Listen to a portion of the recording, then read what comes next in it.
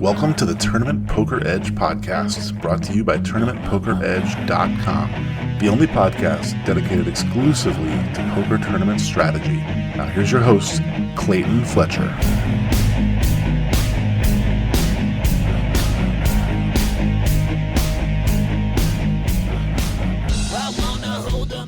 Hello once again, everybody, and welcome to the Tournament Poker Edge podcast. I'm your host, Clayton Fletcher, here in New York City, where everything is becoming a lockdown scenario.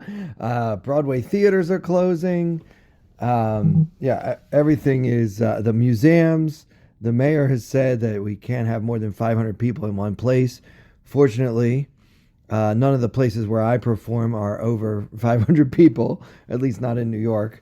And so I am just going to continue doing comedy until they tell me I'm not allowed to anymore. Hope that you're all happy and healthy and, surviving this virus that is quickly becoming the biggest news story in recent memory.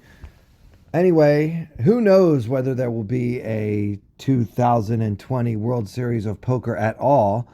Of course, I'm still going to eternally hold out hope that it will happen, and by some miracle, this disaster that's sweeping the nation will suddenly disappear and we can all go about our lives again. Although, day by day, that does appear to be less and less likely. But this is not a coronavirus podcast. We're here to talk poker, and I promise you that I will continue to bring you poker content week after week until no one is left on the planet to listen. So with that grim thought, let's continue our review and discussion of the 2019 World Series of Poker main event. We're down to 7 players. The blinds are now 600,000 and 1.2 million, with a 1.2 million big blind ante. There are 7 players left, but it is important to note that really only 2 of them have chips. Your chip leader at this point in the tournament is Hossein Ensan with 197 million, and second in chips is Gary Gates with 144 million. Everyone else is notably below 50 million. So that is quite a disparity between the haves and the have-nots. So in this hand, the action folds to Gary Gates in late position. He's actually in the cutoff, and he opens to 3.5 million, which is a big bet. The big blind is 1.2 million. As I mentioned, Gary has 144 million in his stack. His raises on average have been a little larger than, at this point in the tournament, the average raise size was something in the 2.8, 2.9 range. So, he's sizing up a bit to almost 3 times the big blind. I don't want to reveal his hand just yet. The chip leader in the small blind, Hossein Ensan, calls, and I'm also not going to reveal his hand just yet, because your big blind is Nick Marchington with only 17 million in his stack. He's in the big blind holding Queen of Diamonds, 8 of Clubs. Let's take a look. So by the time Gates opens and Ensign calls, there is already 9.4 million in this pot. So Marchington, with only 17 million behind, has less than twice the pot. So you might be thinking this is a spot for an all-in squeeze play. Marchington, by far the shortest stack. The next biggest stack at this time is 35 million. So more than twice the stack that Marchington has. He clearly needs to make a move if he wants to get into any sort of contention for this bracelet. But is this the spot? A few weeks ago we discussed the big squeeze, as I like to call it. This would just be basically a squeeze where it's been raised and called, and now you put in a big bet. In this case, Marchington would need to shove. No other bet makes any sense at all. So he can call and see a flop with this hand. But let's look. He's only got 17 million, and it would cost him 2.3 million more just to see a flop. So that seems silly, putting in about 15% of my stack to see a flop with queen 8. I don't think that's a good play. Even though the pot odds he's being offered are fairly attractive, about 9-2. I still think that his chips are much better used in a shove spot later than to just call and try to see a flop here. But let's talk about whether he should shove for 2 times the pot and try to take it down here.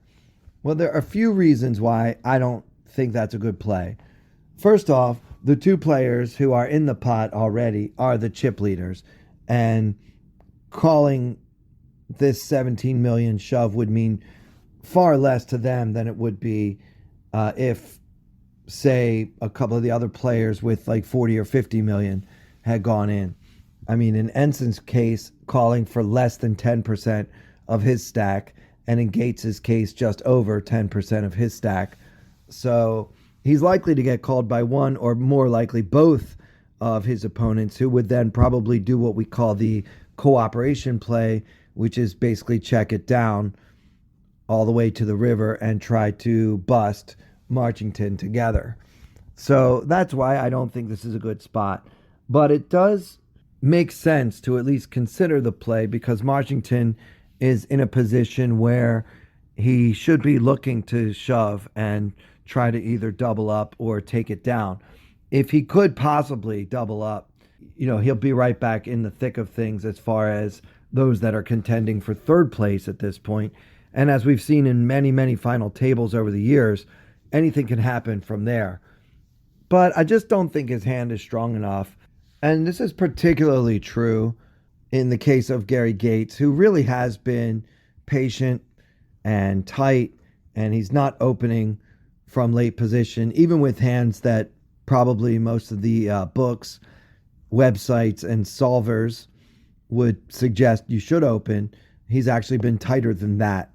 So the fact that he's in this pot at all, and the fact that he's open for almost 3 times the big blind, kind of indicates that Gary's playing a real hand here.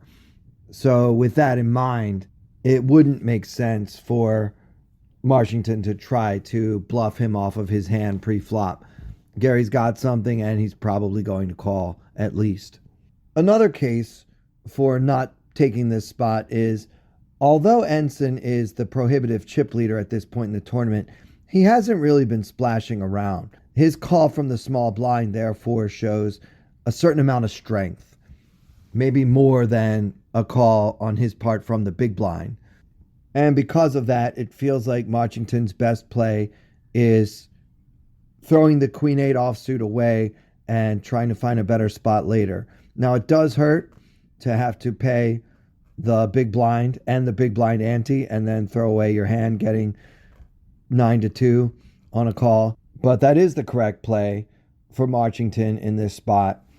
And the only good news for Marchington now is that he won't have to pay any antes for at least 7 more hands. And our 2 chip leaders see a flop, and it comes Queen of Spades, 6 of Clubs, Deuce of Diamonds. Now, I haven't revealed the players' hands yet. I will tell you one of them now, which is Gary Gates. Gates has the 8 of Diamonds, 8 of Clubs. On the flop of Queen, 6, Deuce, Enson checks, and now with 9.4 million in the pot, Gary fires out 3.3 million. Okay, so we have a down bet, a bet that's actually smaller than the pre-flop raise. I'm not crazy about this sizing. No matter what Gates has, we know he has pocket 8s. I suppose it does what he's trying to do, though, against a player like Enson. If I'm beat, Ensign will call this bet and a much larger bet. If I'm ahead, Ensign will almost definitely fold. Still, the reason I prefer a larger sizing here is simply because it's chip leader versus chip leader. You don't want to get outplayed. You don't want to get check raised bluffed. And I feel like this small sizing opens Gary Gates up to getting outplayed, simply because he tends to bet small when he doesn't have much, and he bets a little bigger when he has something really good. So I feel like because he doesn't really balance the range with which he would bet 3.3 million, Ensign can pretty much rest assured he doesn't have a queen, and if he so chooses, could bluff check raise with a wide range, just knowing that Gary is in all likelihood not very strong here. Instead, Ensign calls, and I know I haven't revealed his hand yet, but I think that Gary got his answer and he's pretty much done with the hand. Sure enough, the turn is the 9 of clubs, yet another overcard for Gates, and Ensign checks to him. Gary can't check fast enough. The river, Jack of diamonds, and both players check again. Ensign wins the pot with the queen, the king, queen of diamonds. So he flopped top pair and a backdoor flush draw and just checked and called with it. Now, part of this is because when you're in a pot with the other chip leader, losing a big pot for either of these guys would be a disaster when there are so many very, very short stacks at the table. So in these situations, players tend to choose a very conservative, discretion is the better part of valor sort of line. And you could say Gary lost the minimum. I would say Ensign won the minimum. Two big chip leaders with 5 shorter stacks remaining at the table typically equals a very boring hand. Well, shortly after that, Marchington does bust out, and we are left with our final 6 contending for this championship bracelet.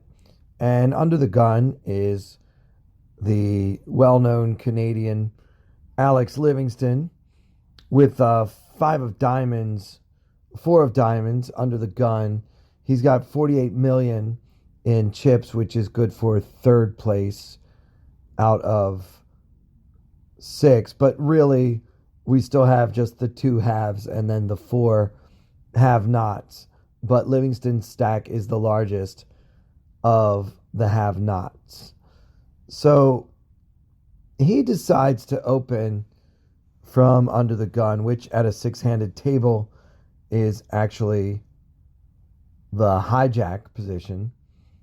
And, the blinds at this point are still 600, 1.2 with 1.2 ante. So there's 3 million in the middle before the hand even starts.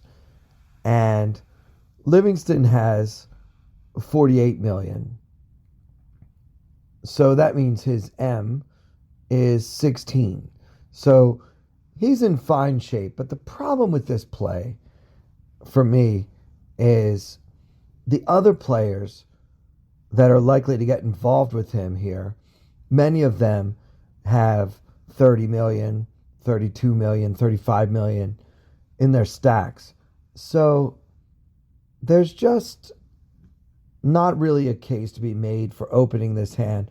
I mean, I suppose the best thing that could happen is that Livingston would take it down. Maybe his under the gun open would get a little more respect than it deserves, and he can just win the pot and increase his stack by 1/16. But much more likely is that someone else will call and he will have to play a pot with 5 high. As we mentioned on the previous episode, guys, when you don't have high implied odds, you really can't afford to play hands like small suited connectors, small pairs. These hands just need to be discarded, especially from early position. Now, you could say that in a six-handed game, there really isn't early position, but I just disagree with that way of thinking. Livingston opens to 2.8 million, which is about the standard open for this table. I don't mind if he wants to do this on the button where he is that much more likely to just steal the blinds. And if he is called by one of the blinds, he does have a suited connector to play post flop in position. Next up is Dario Sammartino. You know what? I misspoke a moment ago. At a six-handed table, the under the gun player is actually the low jack. So if that matters to anyone, it's actually the low jack position. So next up is our chip leader, Ensign, who folds, and Dario Sammartino, who has about 42 million in his stack, and the ace jack of spades in the cutoff, decides to just flat call. Now, you could certainly make a case for three betting. At a six-handed table, ace jack suited is a pretty strong hand.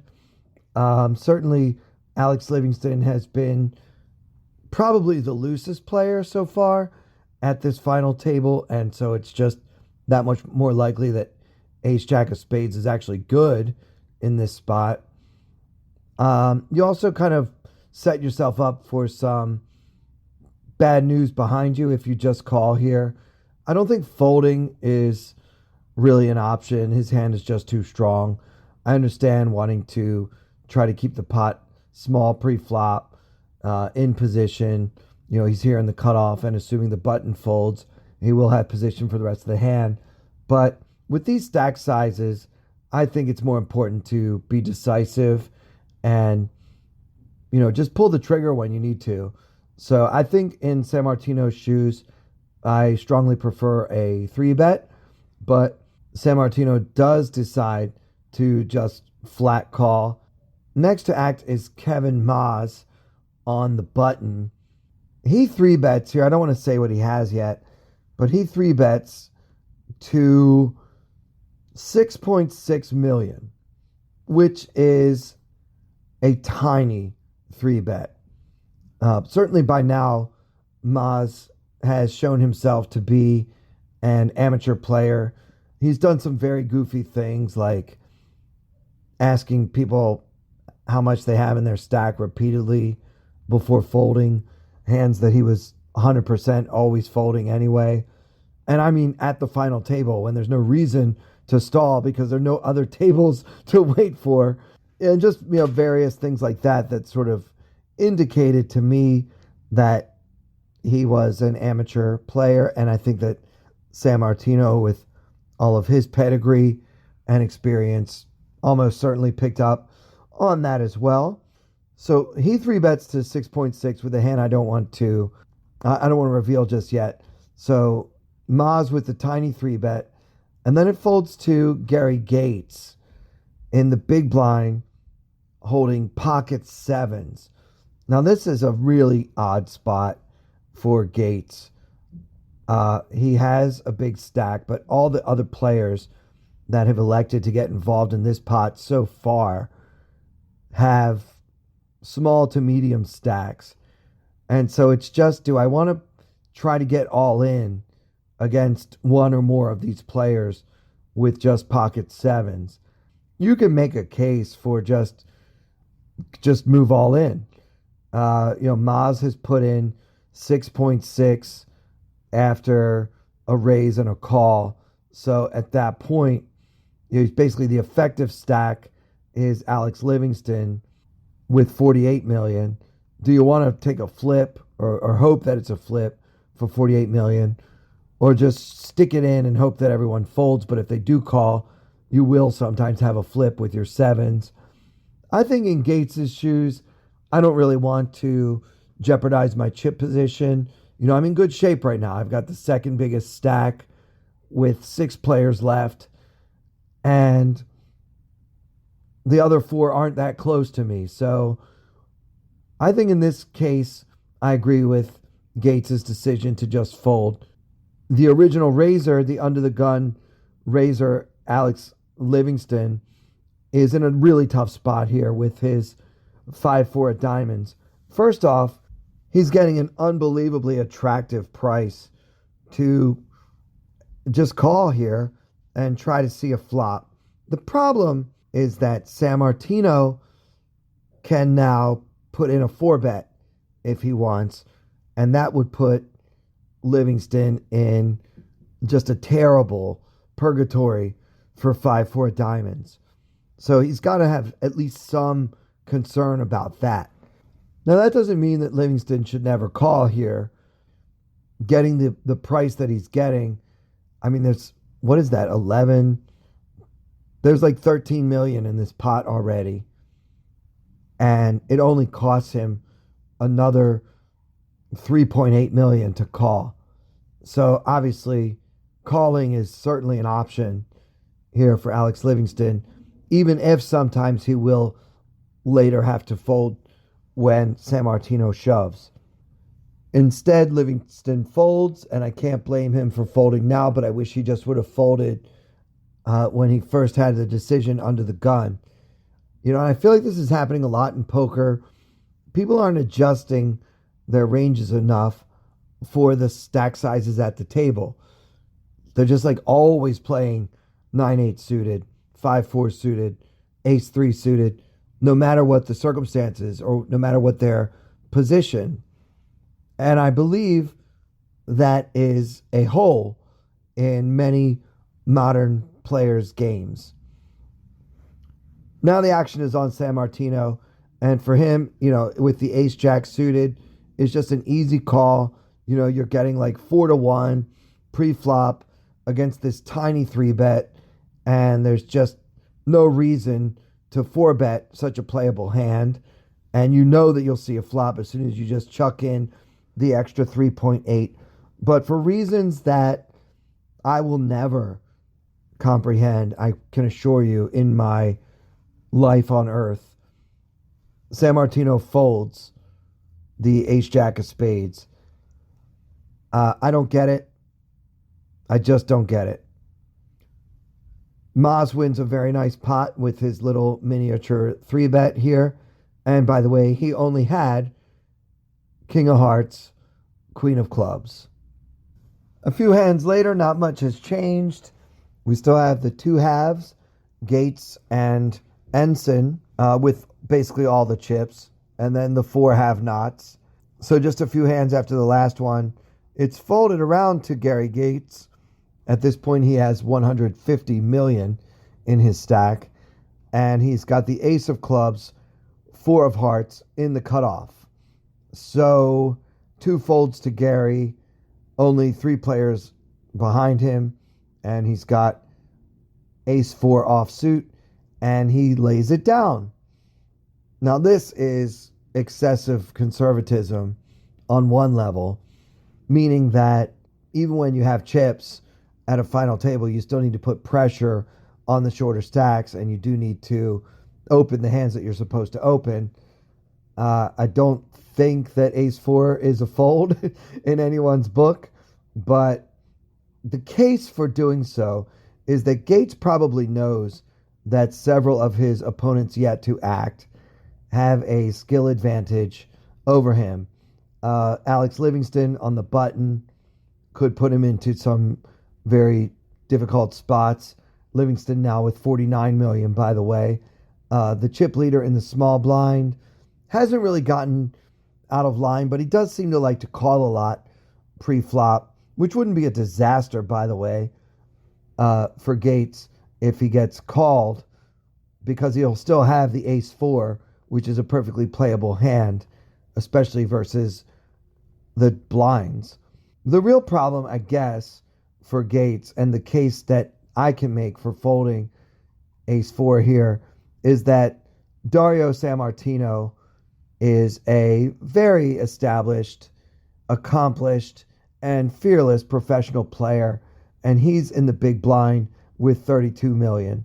So that's just too good of a shove stack.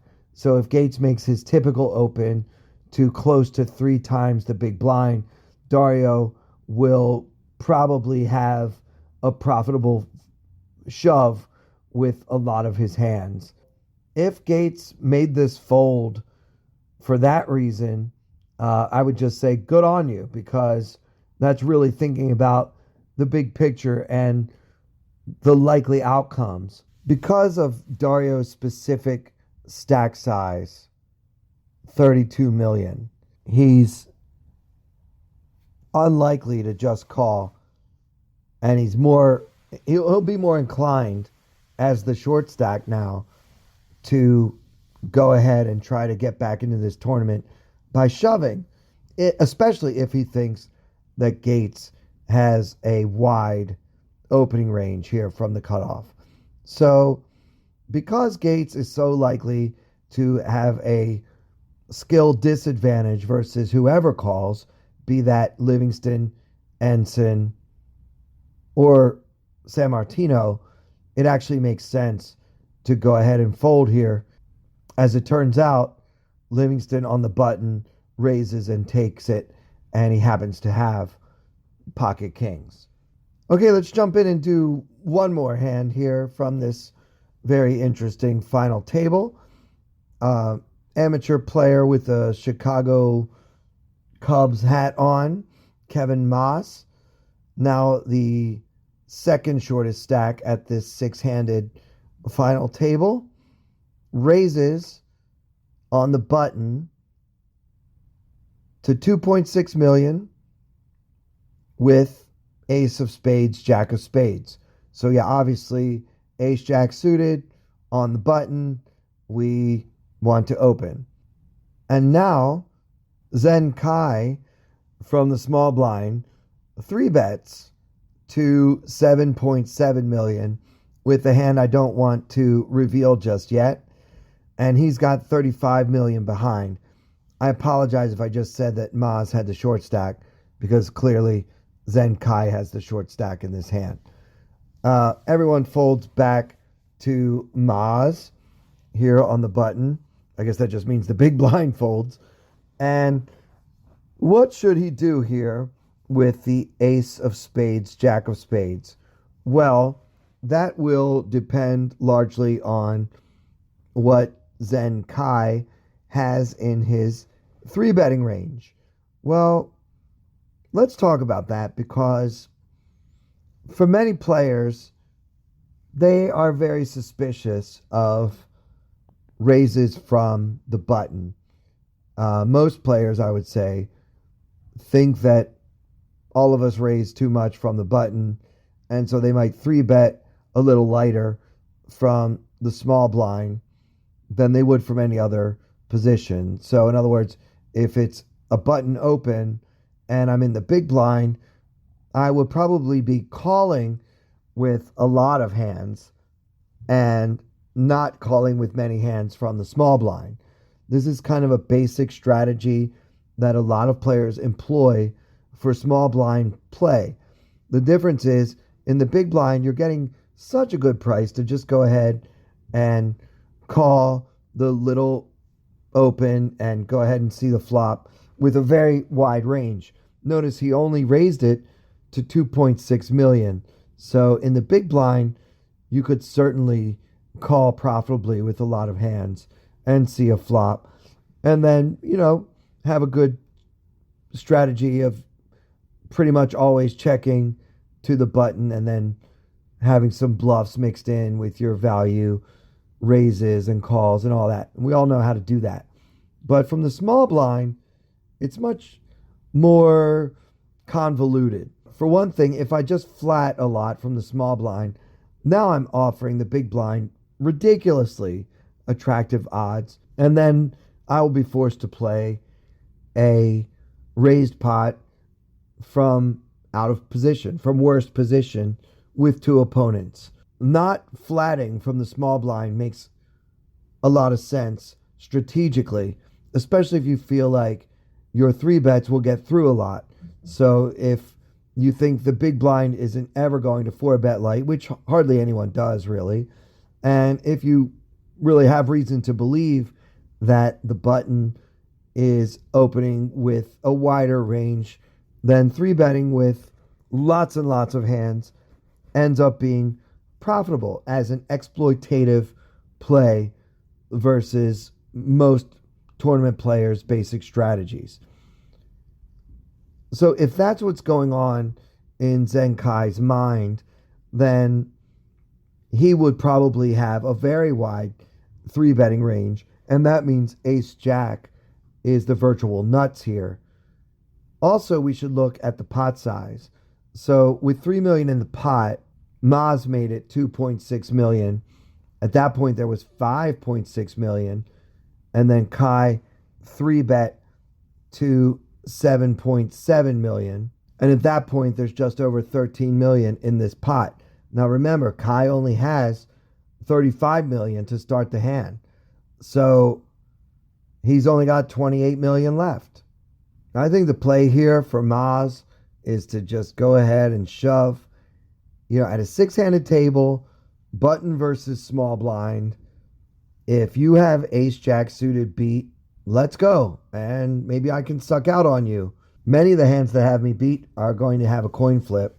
And some of those hands that may have 3-bet will actually fold here, which is kind of ridiculous, but you do see it a lot. Suppose Kai didn't feel like flat calling with pocket eights. But now that it's been shoved on him and he's facing busting out of this tournament in 6th place, he might not want to call for fear that he doesn't have the coin flip that he actually does have. Now, I don't think you should 3-bet with pocket eights if you're not planning to call the shove, especially with this kind of stack. But you do see players do it.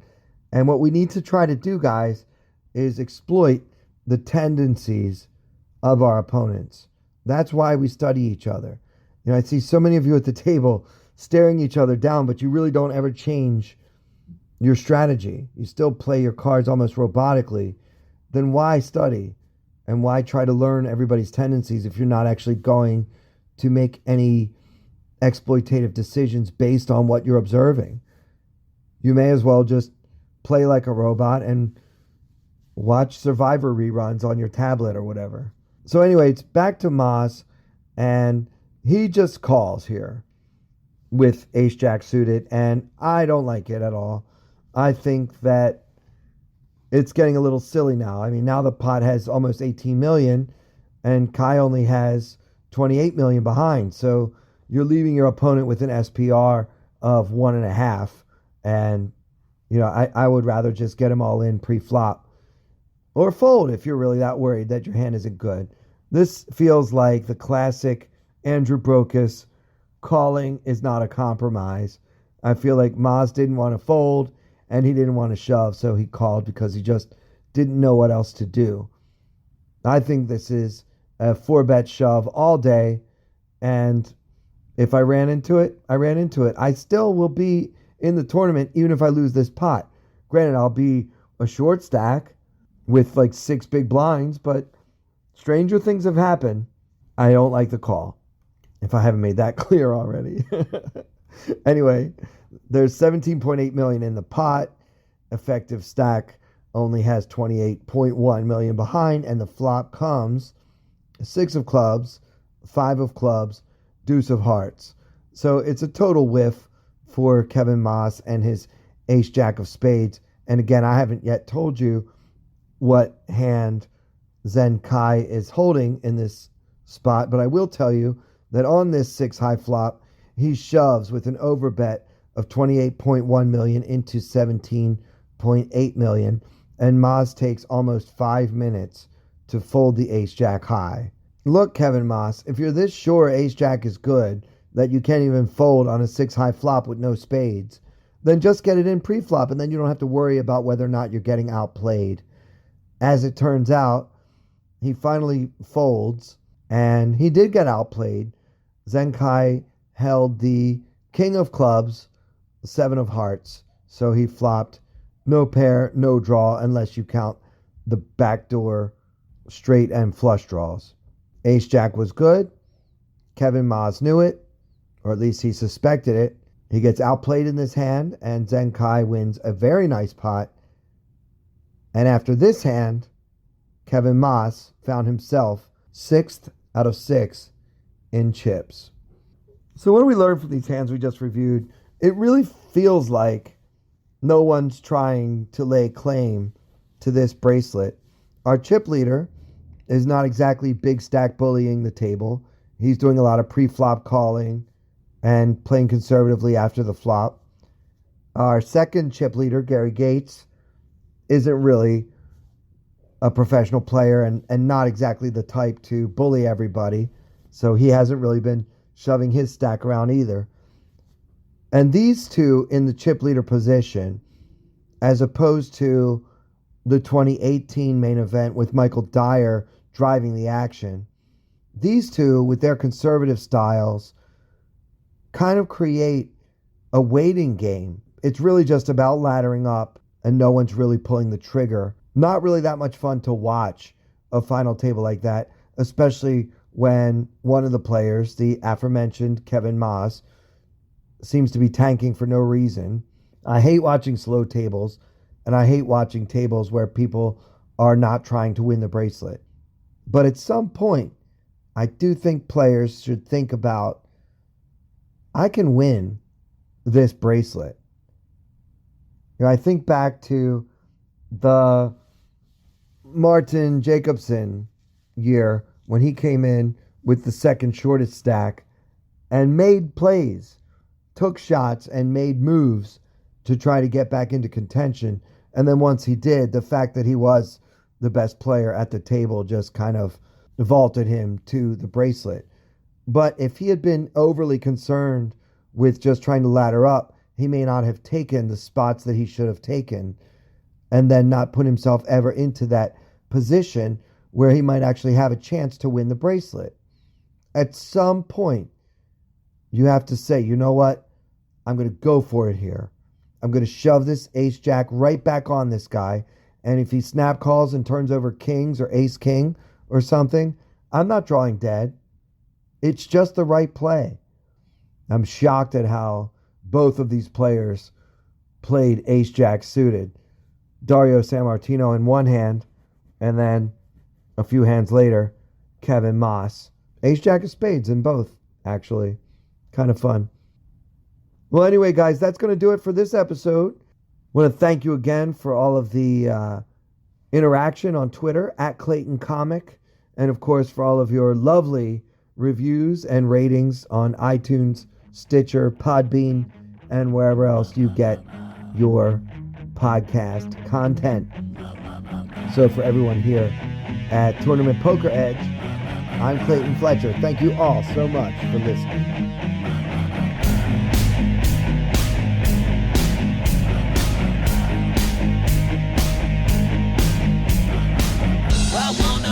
Like they do in Texas plays. Fold them, let them hit me, raise it, baby, stay with me.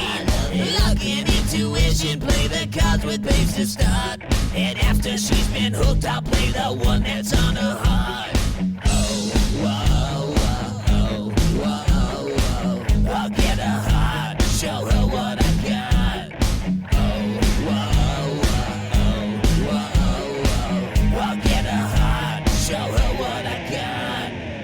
Can't read mine, no she can't read my poker face. She's got to love nobody. Can't read mine, no she can't read my poker face. She's got to love nobody. Poker face, poker face. Poker face, poker face. I wanna roll with her, a hard pair we will be. While little gambling is fun when you're with me. I love it. Russian roulette is not the same without a gun. And baby, when it's love, it's not rough, it isn't fun. Oh, whoa, whoa.